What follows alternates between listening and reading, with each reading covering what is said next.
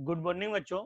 जिस तरीके से आपने लास्ट लेक्चर में देखा था कि मैंने क्रैम पद्धति का आपको बताई थी। क्रैम पद्धति क्या है, एक बार वापस से रिकॉल कर लेते हैं, थोड़ा लास्ट क्लास को वापस से एक बार देख लेते हैं क्या पढ़ा था हम लोगों ने। हमने कहा कि अगर एक सामान्य फॉर्म स्वरूप इस तरीके से गिवन है किसी समीकरण का दिया हुआ है हमें, तो हम क्या करते हैं, ये हमारा जो एक्स का नंबर मल्टीप्लाइड होता है, जो एक्स से वो ए हो जाता है और जो वाई से वो बी और जो इक्वल है वो सी होता है। तो हम इस तरीके से डी डी एक्स और डी वाई की वैल्यू फाइंड करते हैं, इसका मान फाइंड करते हैं यहाँ पे, ठीक है ना। अब ये क्या होता है देख लो, x क्या आएगा यहाँ पे D X upon D, Y क्या आएगा डी वाई अपॉन डी।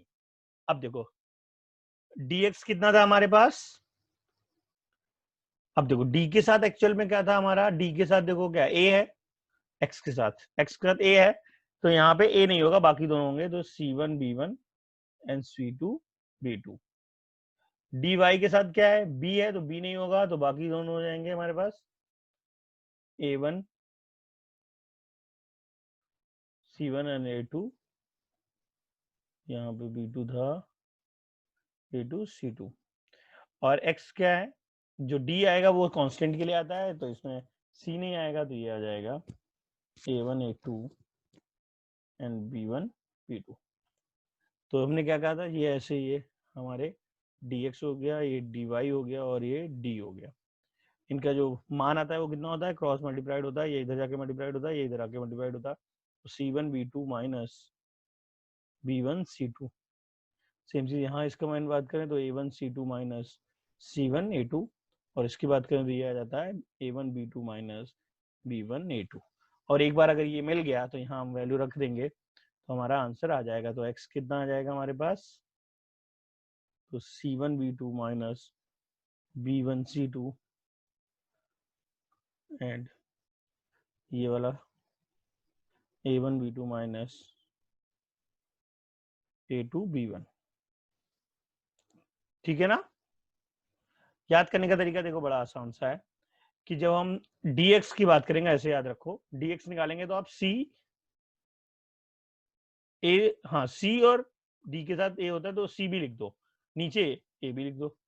अब यहाँ माइनस साइन लगा के c भी और ये a भी, फिर यहाँ 1 2 2 1 1 2 2 1, तो ये ऐसे आ जाता है सीधा, ये सॉरी x आया, ये x आ गया क्योंकि डी एक्स अपॉन डी था।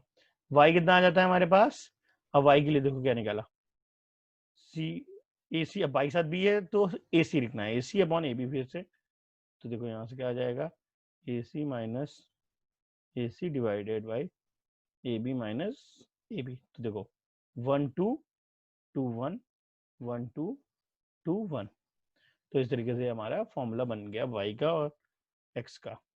अब आगे देखते हैं इसको कैसे यूज करना है हमें। तो एक क्वेश्चन उठा लेते हैं जहाँ से हमें क्लियर हो जाएगा। ये एग्जाम्पल है, आप देख लेना, उदाहरण है हमारा, एक्सरसाइज पे आ जाते हैं क्योंकि कॉन्सेप्ट तो यही है, हम बार बार उसी का यूज करेंगे। तो एक्सरसाइज है हमारी ये रही। अब जैसे ये है सेकंड क्वेश्चन है हमारा 1.3 का सेकंड क्वेश्चन का फर्स्ट करते हैं हम लोग, किससे किससे सॉल्व करना है, क्रैमर की पद्धति है, क्रैमर की पद्धति से हमें ये सॉल्व करना है। तो आइए देखते हैं। तो सबसे पहला काम हम क्या करेंगे, जो भी हमारे पास समीकरण गिवन है वहां से a1 a2 b1 b2 और c1 c2 की वैल्यू निकाल देंगे। तो देखो ये हो जाएगा हमारा पहले वाले के हिसाब से, ये a1 हो गया, ये b1 हो गया और ये c1 हो गया, ये a2 हो गया, ये b2 हो गया और c2 हो गया, इनको अलग अलग लिख लेते हैं। a1 आ गया 3, b1 आ जाएगा -4, साइन के साथ रखोगे क्योंकि जो हमारा सामान्य स्वरूप होता है उसमें यहाँ पे प्लस लगा होता है, इसलिए माइनस रह गया, और c1 हमारा 10 आ गया। a2 की बात करो तो ये 4, b2 की बात करो तो 3 और c2 की बात करो तो 5। अब देखो dx क्या था हमारा, c1 b1 and c2 b2, ठीक है ना। तो इसको सॉल्व करते हैं तो ये क्या आता है, c1 b2 minus c2 b1।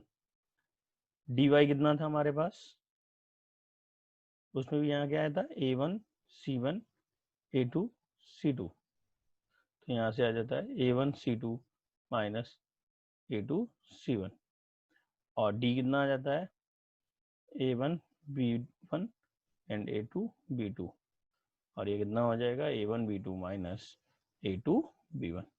ये सारे निकाल लो आप जरा, ये वैल्यू रख के यहाँ पे। तो इस तरीके से हमारा जो x आ जाएगा वो क्या आ जाता है dx अपॉन डी, और y आ जाता है dy अपॉन डी।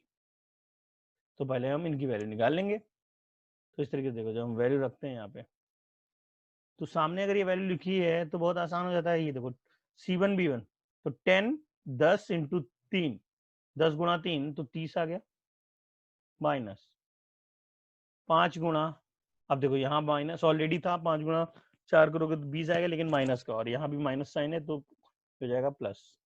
तो इस तरीके से आ गया 50।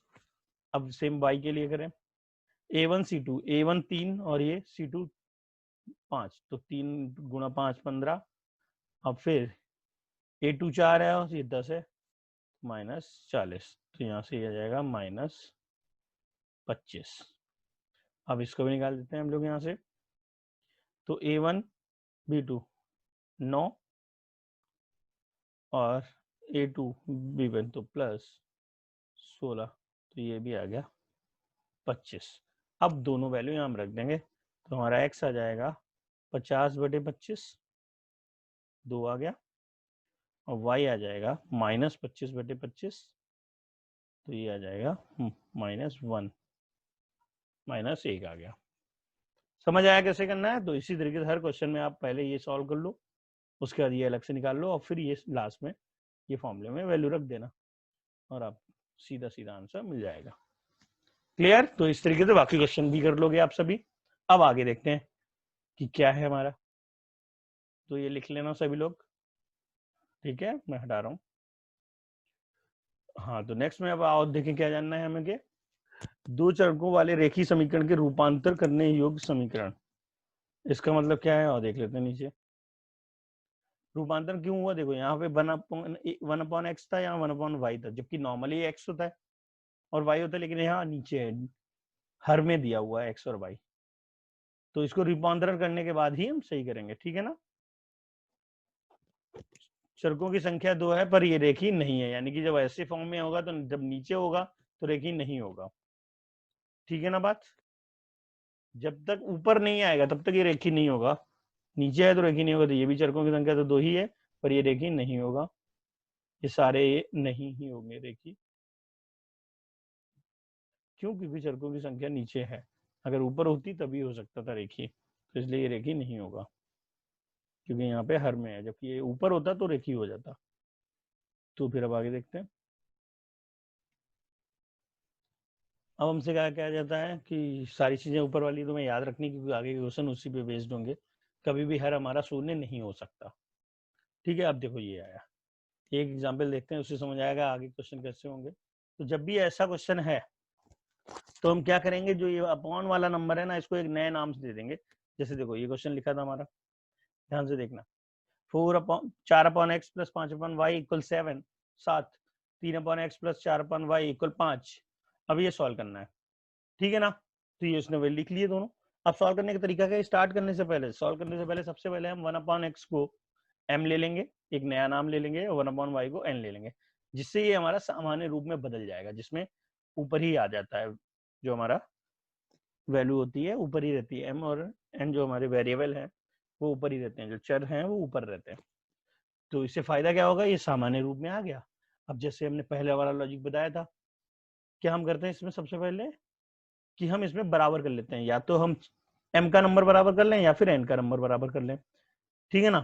तो फिलहाल जैसे क्वेश्चन के हिसाब को अगर हम देखें, इन्होंने अच्छा इन्होंने सॉल्व करके सीधे दिखा दिया, देखो इसको सॉल्व कैसे करते हैं, एक बार इन्होंने सीधे कर दिया अपने आप से। अगर हमें ये सॉल्व करना है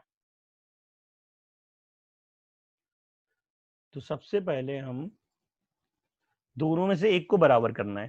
तो देखो यहाँ 4 है, यहाँ 3 है, दोनों का लासापा निकाल लो। लासापा कितना आ जाता है हमारे पास, 4 और 3 का लासापा 12 आता है। तो 12 करने के लिए यहाँ कितने में डिवाइड करोगे, 3 से, और यहाँ 12 करने के लिए कितने में डिवाइड करोगे, 4 से, क्योंकि हमें m का नंबर बराबर करना है, जिससे वो कट जाएगा, सॉल्व हो जाएगा।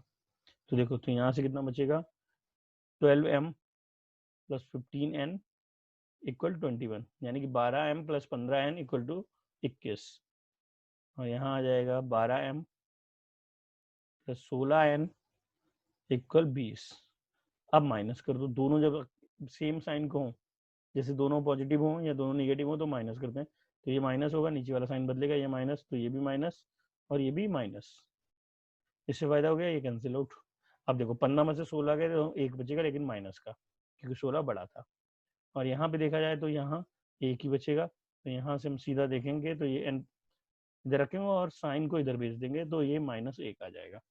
n-1 आ गया, कहीं भी पुट करो तो ये 4 दिख रहे हैं, 1 2 3 4, 4 में कहीं भी फिलहाल हम ऊपर वाले में रख देते हैं। यहाँ पे अगर मैं पहले वाले में रख दूं ये n की वैल्यू, तो ये आ जाएगा 4m प्लस 5 मल्टीप्लाइड n, यानी कि -1 इक्वल 7। तो ये हो जाएगा 4m माइनस 5 इक्वल 7, और ये इधर आके माइनस इधर आके प्लस हो जाएगा, तो 4m इक्वल 7 प्लस 5, तो आ जाएगा 4m इक्वल 12, तो m आ जाएगा 3। ठीक, अभी क्वेश्चन खत्म नहीं हुआ। m क्या था, 1/x है, और y जो है वो n जो है वो 1/y है, तो हम यहाँ लिखेंगे 1/y -1। तो अब जरा इसको रेसिप्रोकल कर दो, यानी कि उसको उल्टा कर दो, तो ये ऊपर आएगा, ये नीचे आएगा, लेकिन -1 सेम ही है तो कोई फर्क नहीं पड़ेगा, ये -1 आ जाएगा। यहाँ 1/x क्या हो जाएगा, 3। अब ये उल्टा बदल जाएगा, ये x ऊपर आ जाएगा और 3 नीचे आ जाएगा, तो ये जाएगा x इक्वल 1/3। तो ये हमारा फाइनल आंसर आ जाएगा। समझे ना? तो आगे हमें क्या करना है, ऐसा अगर दिया है तो हम एक नए वेरिएबल को मान लेंगे और उसके बाद उसे नॉर्मल फॉर्म में बदल देंगे, सामान्य फॉर्म में, और उसके बाद उसे हम सॉल्व करेंगे बराबर करके। किसी एक को बराबर कर लेना और वहां से वो सॉल्व हो जाएगा, माना जाएगा उसका। समझा बात को? चलो फिर आगे देखते हैं। तो यहाँ से अगर हम आगे देखते हैं तो ये सारे क्वेश्चन वैसे ही हैं। यहाँ देखो, अब यहाँ दो वेरिएबल है, एक ये भी कर लेते हैं। चलो इसको कैसे करेंगे, देखो फिर से सब एक जैसे ही, ध्यान दो बस, ये जैसे ही है, बाकी सब भी ऐसे हो जाएंगे। तो सबसे पहले तुम क्या करोगे, मान लो 1/x माइनस वाई जो है वो m है, और 1/x प्लस वाई जो है n है। तो अब देखो यहाँ जब मान रखेंगे इनका तो क्या आ जाएगा, ये हो जाएगा 4m प्लस n, क्योंकि 1 है तो n इक्वल 3।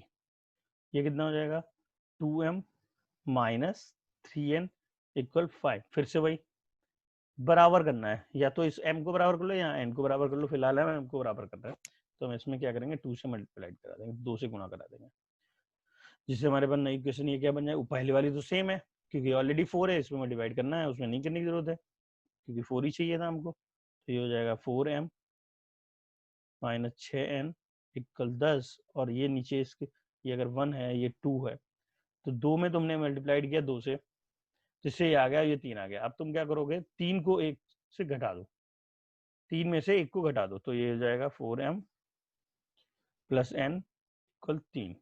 हमने क्या किया, 3 में से 1 को घटा दिया, इससे फायदा क्या हुआ, ये माइनस, ये भी माइनस और ये भी माइनस, तो ये गया, यहाँ क्या बचेगा, -7n, क्योंकि दोनों निगेटिव हैं तो जुड़ जाएंगे, और साइन निगेटिव का, और यहाँ 7, तो यहाँ से सीधे आ गया n इक्वल -1। समझा बात को? अब n वापस से -1 आ गया, क्योंकि पिछले क्वेश्चन में भी ऐसा ही था। अब हम इसे n को यहाँ पुट कर देते हैं, जैसे अगर पहले वाले में n की वैल्यू रख दी, तो यहाँ से देखो क्या इक्वेशन बन जाएगी, हमारे पास m आ जाएगा 4m माइनस 1 इक्वल 3, तो 4m ये उधर माइनस इधर आके प्लस हो जाएगा, तो 4 बचा, और ये 4 डिवाइड हो गया, भाग हो गया, तो m आ गया 1, m मिल गया 1, n मिल गया -1। अब ये m और n क्या है, ये था, रख दो यहाँ पे। तो इस तरीके से हमारे पास जो आंसर आया x प्लस वाई आ जाएगा -1। तो इसको सॉल्व करते हैं, जब 1 है तो कोई फर्क नहीं पड़ता, सीधे इसको ऊपर ले जाओ, इसको नीचे लाओगे तो भी यही बचेगा, तो ये -1 ही रहेगा। इसकी बात करें, अगर m की बात करें तो 1/x माइनस वाई है 1, तो वापस से देखो x माइनस वाई कितना हो जाएगा 1, अब ये दोनों मिल गए, इन दोनों को सीधे सीधे जोड़ दो। जैसे ही जोड़ोगे, देखो यहाँ लिख देते हैं इसको साथ में, दोनों को जोड़ दो। जोड़ने से फायदा ये y गया तो बचेगा 2x, और यहाँ पे कितना बचेगा 0, क्योंकि जोड़ा है आपने, तो x कितना आ गया 0। ठीक है ना। अब x 0 आ गया तो तुम्हें क्या करना है, यहाँ रख देना है, और जैसे तुम यहाँ रखोगे तो हमें y की वैल्यू मिल जाएगी।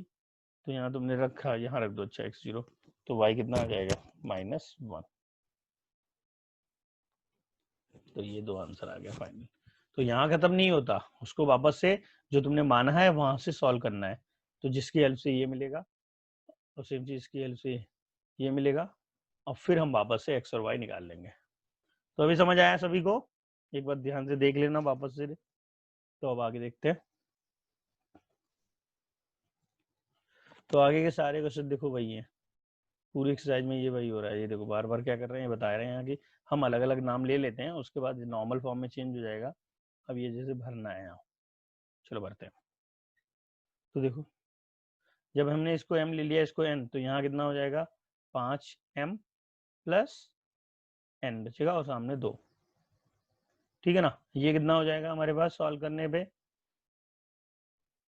ये हम सॉल्व करेंगे उसको अलग से निकाल के, हमें m और n मिल जाएगा। तो ये सॉल्व कैसे करें, देखो अब दोनों में यहाँ क्या करें, इसको साइड में अलग से लिख लो। 5m, ये नीचे ये सॉल्व करके दिया है, तो हम वही उदाहरण है तो उदाहरण देख ही लेते हैं। पर अभी जैसे हमने ऊपर किया वैसे चाहते तो इसको हम सॉल्व कर लेते, पर ये उदाहरण ही दिया हुआ है। देखो नहीं उदाहरण नहीं है, क्वेश्चन है क्या, क्वेश्चन ही है तो फिर आओ कर लेते हैं सॉल्व, हमें लगा उदाहरण है। हाँ तो देखो ये तो हमारा आ गया 5m प्लस n इक्वल 2। अब इसे सॉल्व करते हैं। तो देखो 5m प्लस n इक्वल 2 था, और यहाँ था 5m माइनस 3m। ये -3m नहीं हो सकता, क्योंकि n माना है ना भाई, तो ये यहाँ n होना चाहिए, ये गलत लिखा है यहाँ। तो ये हो जाएगा, दूसरी इक्वेशन आ गया 3n, और सामने आ गया 1। अब देखो बात को, अब हम सॉल्व करेंगे तो हमें देखो फिर से वही कहानी, या तो हम इसका n को बराबर करते हैं, यहाँ 5 m को बराबर करते हैं। m को बराबर करने के लिए दोनों में डिवाइड करना पड़ेगा, n के लिए सिर्फ यहाँ तुम्हें 3 से मल्टीप्लाई करना पड़ेगा। तो इससे फायदा क्या हो जाएगा, ये हो जाएगा 15m, ये हो जाएगा प्लस 3n, और सामने आया 6। अब जब अलग अलग साइन होता है तो सीधा जोड़ दो, जोड़ने से फायदा ये कट जाएगा, यहाँ पे कितना हो जाएगा 21m, और यहाँ बचेगा 7। तो यहाँ से m आ गया हमारा, ये किस डिवाइड हो जाएगा 1/3, m मिल गया 1/3। अब तुम क्या करोगे इस m का, यहाँ पुट कर दो सेकंड वाले में, इसमें जो यहाँ लिखा है। तो हमने यहाँ जब पुट किया तो इससे फायदा है 3 से 3 कट जाएगा, तो फायदा है वही, चाहते तो यहाँ पे रख देते लेकिन यहाँ कैलकुलेशन बढ़ जाती, टाइम ज्यादा लग जाता, तो हम यहाँ रखेंगे। तो देखो 6 इंटू 1/3 माइनस 3n इक्वल 1, तो इससे फायदा क्या हुआ, ये हमारा 2 बचा, तो 2 माइनस 3n इक्वल 1, ये इधर जाके माइनस हो गया, तो -3n इक्वल -1, क्योंकि ये 2 इधर माइनस हुआ, 1 -2 -1, तो ये 3 इधर डिवाइड कर दो, माइनस माइनस कैंसिल हो जाएगा, तो n की वैल्यू भी आ जाएगी 1/3। n भी मिल गया 1/3, m भी मिल गया 1/3, याद कर लो ये बात। ठीक है ना। अब x आ जाएगा तो हम 1/3 को हम क्या लिख सकते थे, यहाँ पे हम 1/3 लिख दें, तो यानी कि x माइनस 1 आ जाएगा 3, क्योंकि दोनों 1 नीचे रहेंगे तो बराबर हो जाएंगे। देखो ना, इसको अगर हम 1/3 लिख दें तो देखो हर हर बराबर हो जाएंगे, तो ये आ गया, और यहाँ से x आ जाएगा 4। y कितना आ जाएगा जब इसको बराबर कर दोगे, तो देखो y कितना आ जाएगा, y माइनस 2 इक्वल 3 आ जाएगा, तो यहाँ से y आ जाएगा 5, तो y आ गया, x आ गया, तो ये हमारा आंसर आ जाएगा। समझा बात को। तो अब देखो आगे देखो, एक एक चीज करनी है, पहले सबसे पहले m और n में चेंज करो, वहां से m1 की वैल्यू निकालो, उसके बाद वापस से उसके सेम मान के बराबर रखो, और वहां से सॉल्व करेंगे x और y, आंसर x और y का ही चाहिए। ठीक है ना। तो अब भर देते हैं इसको, सब हमने निकाल लिया है, तो इसको जरा याद रखना क्योंकि आगे भी भरने वाले हैं हम नंबर्स। तो देखो, तो हम इसको पूरे चौकड़े को भर के देखते हैं।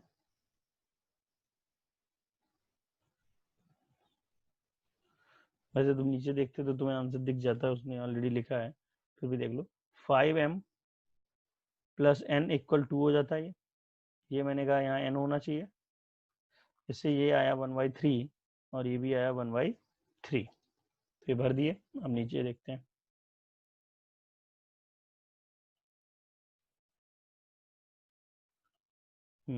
ये देखो 1/3 आ गया।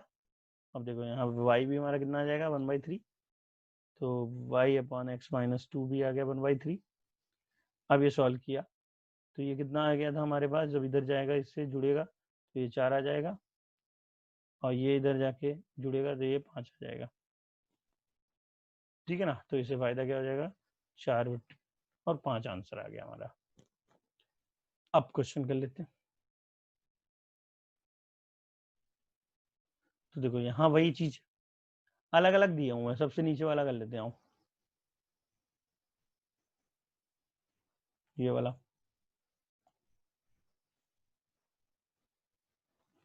तो देखो हमें क्या करना है, सबसे पहले जो एक जैसे दिख रहे हैं उनका एक नया नाम दे देंगे सामान्य फॉर्म में बदलने के लिए। तो 1/3x प्लस वाई को हमने कहा m, ये मान लो भाई, मान लिया या मान लो, और 1/3x माइनस वाई को हमने लिया n। तो हमारी इक्वेशन क्या बन जाएगी है, समीकरण बन जाएगा m प्लस n इक्वल 3/4, और यहाँ आ जाएगा m/2। 2 क्यों, क्योंकि दो नीचे, ये तुमने पूरा m लिया है तो ये तो दो नीचे रह जाएगा ना, और यहाँ आएगा -n/2, सामने है -1/8। अब देखो सिंपल है, यहाँ सिर्फ 2 से गुणा कर दो जिससे m और n बराबर हो जाएंगे। तो इससे फायदा क्या हुआ, जब ये अंदर आएगा तो 2 से 2 कटेगा, तो यहाँ m बचेगा, यहाँ n बचेगा, और यहाँ भी आएगा -1/4, और ये था m प्लस 3/4। अब ऑलरेडी देखो साइन अपोजिट है, अलग अलग है, प्लस माइनस तो सीधा ऐड कर दो, सेम होता है तो माइनस करते हैं, अलग अलग होता है तो ऐड, तो ये कट जाएगा, सीधा आ गया 2m, और यहाँ से आ जाएगा 2/4, क्योंकि 3 - 1 2/4, तो ये सॉल्व करो तो ये 1/2, और m सीधा इधर ये दो इधर दिमाग के मल्टीप्लाइड होगा, तो m आ जाएगा 1/4। समझा बात को, m आ गया वापस से, m को भी यहाँ रख देते। जब हम यहाँ m की वैल्यू रखेंगे तो देख लेते हैं m क्या आएगा। यहाँ जब रखा तो 1/4 प्लस n आ जाएगा 3/4, तो इससे n मिल जाएगा हमको 3/4 माइनस 1/4 2/4, सॉल्व करो तो आता है हाफ, तो n आ गया हाफ, m आ गया 1/2 वो 1/4। अब यहाँ हम वापस रख दें तो हमारे पास आ जाएगा 3x प्लस वाई इक्वल आ गया हमारे पास 1/4, यानी कि 3x प्लस वाई आ जाएगा 4, और 1/3x माइनस वाई है 1/2, यानी कि 3x माइनस वाई आ गया 2। अब देखो वापस से इन दोनों को ऐड कर दो, ऐड करते ही सॉल्व कट जाएगा, 6x 6, तो x आ गया 1, तो ये हमारा आंसर आया फाइनल आंसर में, लास्ट वाला यही आंसर होगा x के टर्म में। x 1 आ गया क्योंकि 6 इधर जाके डिवाइड हो गया 6 से, 6/6 1। अब ये 1 यहाँ रख दो वापस से इसकी जगह पे, तो देखो अगर 1 हमने रखा तो हमारा जो लास्ट आंसर आएगा वो कितना जाएगा y के लिए, देखो तो 1 अगर हम यहाँ पुट कर दें इसकी जगह पे, तो देखो 3 गुणे 1 प्लस वाई इक्वल 4, तो ये इधर जाके माइनस, तो y आ जाएगा 1, तो y भी 1 आ गया, x भी 1 आ गया। तो इस तरीके से हमें ये सॉल्व करने, ये सारे ऐसे ही हो जाएंगे, ये सबसे टफ था, तो ये हो जाएगा तो वो भी हो जाएगा। एक बार सही से देखना क्या किया हमने, ठीक है। चलो आगे देखते हैं। आगे हमसे कहा गया युगपत समीकरण का उपयोजन, application of the simultaneous equation. इसका मतलब क्या होता है, अभी तक तुम्हारे पास था कि तुम्हें इक्वेशन दी थी और तुम उन्हें सॉल्व कर रहे थे, अब तुम क्या करोगे, इक्वेशन बनाओगे, खुद से समीकरण बनाओगे, जो भी हमारे पास गिवन होगा, जो भी लाइनें लिखी होंगी उनको पढ़ के हमें समीकरण बनाना पड़ेगा, और उसके बाद हम उन्हें सॉल्व करेंगे, ठीक है ना। तो चौकड़े को हम बाद में देखेंगे, पहले एक क्वेश्चन देख लेते हैं, जैसे ये वाला उदाहरण ही देख लेते हैं।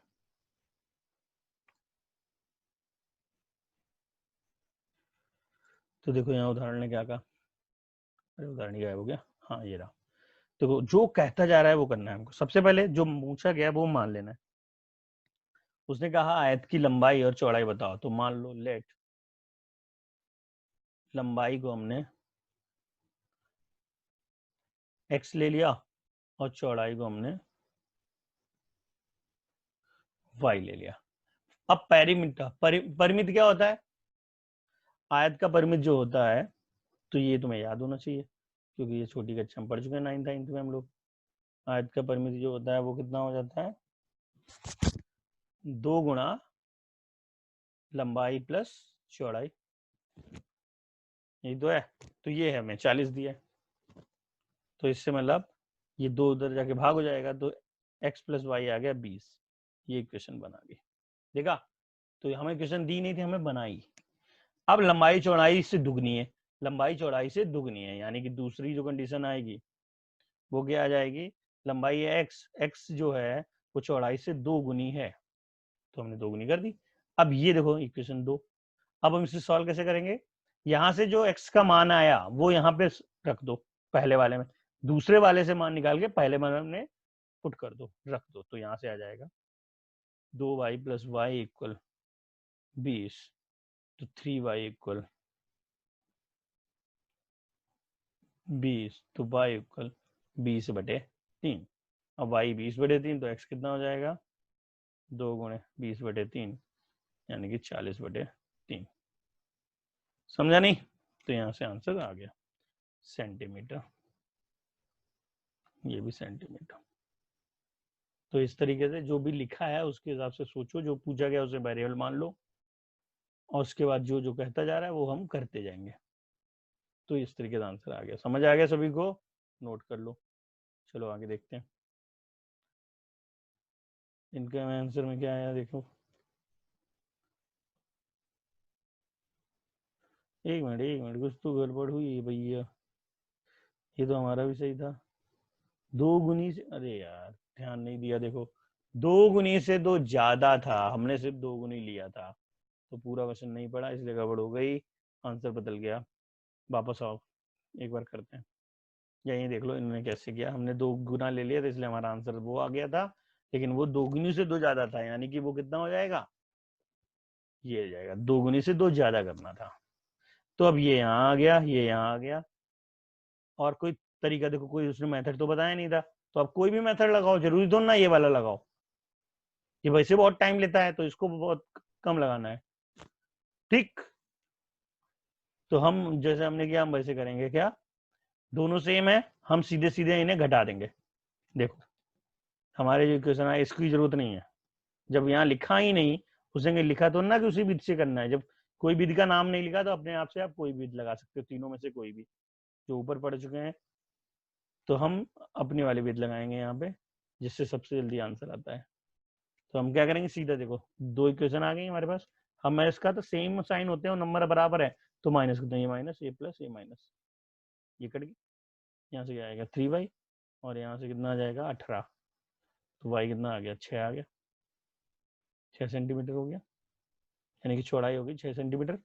अब 6 को यहाँ रख दो, तो x प्लस 6 20, तो x कितना आ जाएगा, ये इधर जाके माइनस हो जाएगा 14 सेंटीमीटर। तो लो आंसर आ गया बस। तो उतनी मेहनत करने की जरूरत नहीं, सीधा ऐसे ही घटा देना, घटाने से x घट जाएगा, y निकल आएगा, y निकल आया तो x आ जाएगा। जब तक कोई लिख के नहीं दे रहा कौन सी मेथड से करना है, तब तक कोई जो नहीं वो मत लगाओ, जब लिख के दे रहा है वो तब तो ठीक है, लेकिन नहीं लिख के दे रहा है तो आप कोई भी मेथड लगा सकते हो, ठीक है ना? देखो आंसर इनका भी वही आएगा, ये इतना टाइम भी लगाया तब भी 14 चाहिए तो आया, ठीक है ना? अब दूसरा देख लेते हैं। सेल लगी हुई है, केवल 2 ही दिन के लिए है, ठीक है। मेरे पास कुछ गणियों के ये सब बेकार की बातें हैं, नीचे क्वेश्चन पे आते हैं हम लोग। क्वेश्चन देखते हैं सीधा, ये बहाव वाला क्वेश्चन देख लेते हैं एक बार। हाँ 2 कंडीशन दी, देखो यहाँ भी दिया यहाँ भी दिया। अब देखो इसमें होता क्या है, इसमें एक चीज याद रखनी होती है, अगर तुम 2 चीजें होती है इसके अंदर पानी के, एक तो तुम्हारे पानी बोट की अपनी जो बोट है नाव है उसकी स्पीड होगी, उसका अपना गति होगी, और दूसरा इस पानी की भी तो गति होगी, और जब ये सेम डायरेक्शन में जाएंगे, पानी के बहाव के साथ जाएंगे, तो ये क्या हो जाएगा हमारा, जुड़ जाएंगे दोनों के गति, ठीक है ना। दोनों की गति अगर मान लिया इसकी गति x है, इसकी गति y है, तो पानी के साथ जो जाएगा उसके जो गति हो जाएगा वो हो जाएगा x प्लस वाई।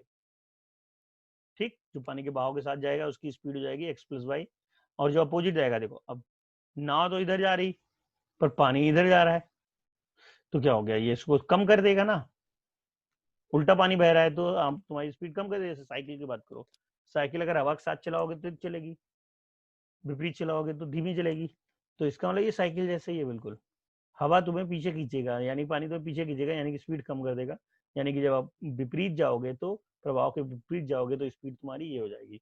बोट की स्पीड हमेशा पहले रहती है, पानी की स्पीड बाद में रहती है, ठीक है ना। कभी भी बोट पानी की स्पीड पहले मत लिखना। तो ये ऐसे है, ये विपरीत की स्पीड है और ये बहाव के साथ की स्पीड है, ठीक है। अब आओ क्वेश्चन देखते हैं। तो विपरीत में घटता है और साथ में जुड़ता है। तो देखो 16 घंटे प्रवाह में विपरीत चलने पे, प्रवाह के विपरीत जाने पे 16 किलोमीटर में उसको 6 घंटे लगते हैं, और प्रवाह के साथ जाने पे 24 किलोमीटर दूरी। मतलब कि दो, क्वेश्चन क्या कह रहा है, क्वेश्चन कह रहा है हमारा कि नाव अगर 6 घंटे प्रवाह के विपरीत दिशा में जाती है और प्रवाह के साथ जाती है तो टोटल 6 घंटे लगते हैं उसको। तो देखो ये होता है हमारा, उन्होंने जैसे लिखा मैंने बताया कि ये हम प्रवाह के साथ ले लेते हैं, ये प्रवाह के विपरीत में ले लेते हैं। अब हमारे पास फॉर्मूला होता है दूरी इक्वल टू बेग अपॉन समय। समय इक्वल टू क्या हो जाएगा, ये बेग इधर जाके भाग हो जाएगा, तो दूरी बटे बेग, ये हमारा यहाँ फायदा करेगा। तो देखो पहले क्वेश्चन के हिसाब से जो था कि 16 किलोमीटर जा रहा है, तो किलोमीटर डिस्टेंस हो गई और ये हमारी बेग हो गया, ये दूरी हो गई, ये बेग हो गया, ये घंटे आ गए। सेम चीज 24 किलोमीटर था और ये हमारा बेग हो गया, तो ये घंटे आ गए, और दोनों का जोड़ हमारा 6 था, हमने दोनों जोड़ के 6 बना लिया।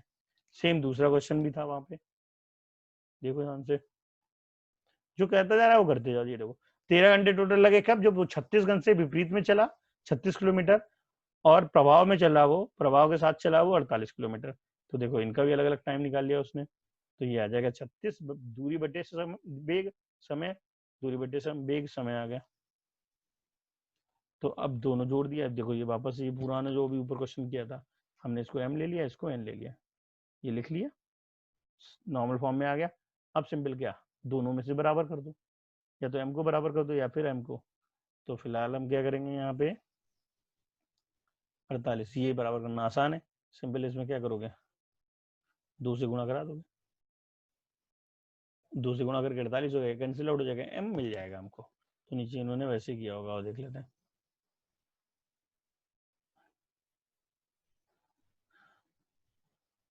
ठीक है ना। अच्छा इन्होंने सीधे निकाल दिया हल करके, तो तुम इसे हल कर लेना वैसे जैसे हमने ऊपर किया था, तो तुम्हें तुम्हारा आंसर मिल जाएगा। उसके बाद वापस से वैल्यू रखोगे तो हमारा ये आंसर भी आ जाएगा, ठीक है ना। तो इस तरीके से ये सारे क्वेश्चन आएंगे, अपने आप से मान के रखना है हमको। तो कोशिश करना, ट्राई करना, नेक्स्ट टर्न पे फिर से हम बताएंगे इनको सबको ये कैसे करेंगे। ठीक है, आज की क्लास यहीं पे खत्म करते हैं।